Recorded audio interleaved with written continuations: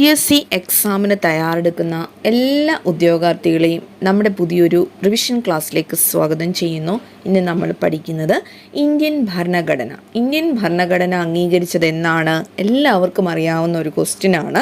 1949 November 26. November 26 എന്ന് പറയുന്നത് ഭരണഘടനാ ദിനമാണ്.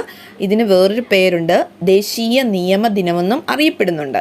ഈ ഇന്ത്യൻ ഭരണഘടന അംഗീകരിച്ചത് 1949 നവംബർ 26 ആണെന്ന് നമ്മൾ പഠിച്ചു കഴിഞ്ഞല്ലോ.